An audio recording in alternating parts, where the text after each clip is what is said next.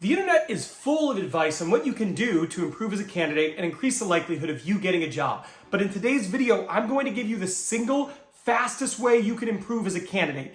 And it is one of the most effective things you can do to increase the likelihood of you getting a job. This isn't a gimmick, this isn't a hack, but it is absolutely critical. Let's go.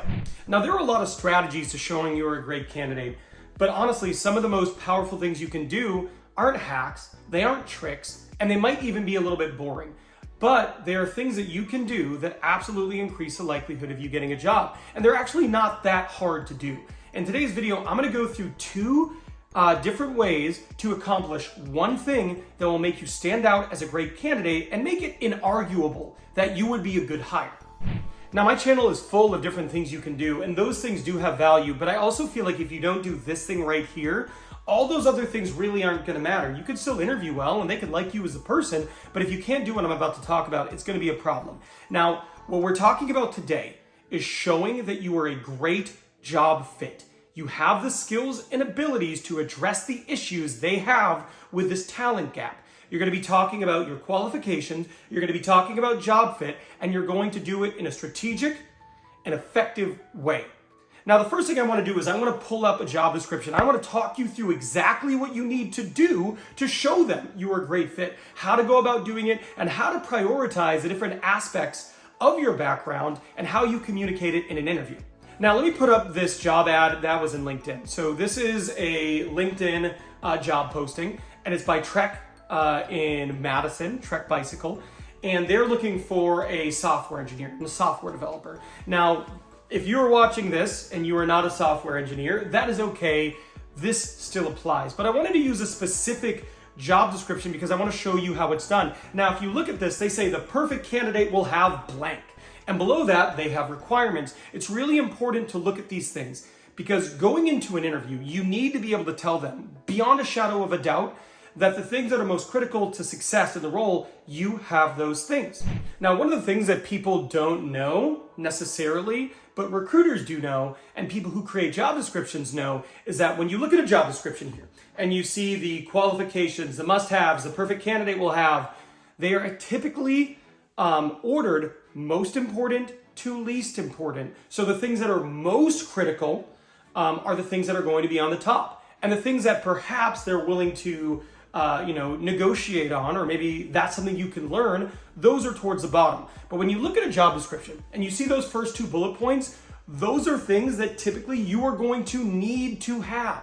And in an interview, you need to be ready to talk about those things.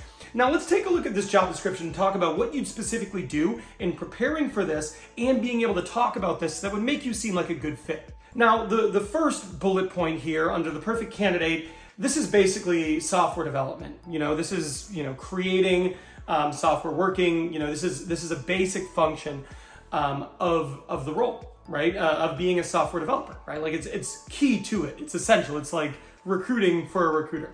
But also look at the first must-have here, and it's C#. So that is the language. So when you go into this interview, what I recommend doing is while you're preparing, write down a list of the projects that you have done as a software developer using C#. And I want you to write out what they were, what your role was, how long it took, what you specifically did, some of the nuances of it, and familiarize yourself with those projects that are exactly what they're looking for. What you also need to do is look through the different must-haves. The perfect candidate will have blank. And right next to them, maybe do this in a Word document or OneNote or even on a pad of paper and just write, okay, they go, the perfect candidate will have this. If you can go, well, I have 6 years of this, 5 of which I use C#, right? That's what you want to be able to do. But you need to look at this and go, okay, yes, I have this, I'm qualified. This is what I've done. Here are some of the projects, and here's how many years I have. And be ready to speak to that in the interview. Now, the second bullet point is talking about testing, and they're talking about basically testing the software that you're creating. So you want to talk about what that looked like. In your prior roles, talk about the testing you've done. So if you have used different programs or systems, or it's been manual, whatever it is, be prepared to talk about that. If you go into the job interview and you can't tell them exactly what you've done, how frequently you've done testing, was it on your own code, was it on other people's code, that is an issue. You need to be able to speak to it. So again, what I would recommend as a candidate is take the job description, copy it, paste it, put it in Word. And then you have these bullets. And then after the job, after the sentence they have there, put a sub bullet, indent it, and then write out specifically what you've done. And prepare with this document in front of you so you can be prepared to actually talk about your alignment and fit for the role. Every time someone is hiring, they're fixing a problem. And you have to show that you are the right person to fix this problem because of your experiential alignment. Now, the second part of this is I want you to quantify your impact. If you've watched my videos before, you know how strongly I feel about this, but quantifying your impact as it specifically aligns to the job must-haves is one of the most powerful things you can do as a candidate. Now, quantifying your impact is specifically talking about the things you are doing in great detail and adding the financial impact on the organization if you have it. And if you don't have finance, you can talk about the time. You can talk about whatever impact you know that you had in the organization, and like just kind of like share that with them. So for example, if you were a software engineer, you could say something along the lines of, yes, at ABC company, I did development work using C# in which I was able to create a software program that reduced our lead time by 50%. This took me about 3 months, and over the 12 months that followed, my company was able to save $500,000.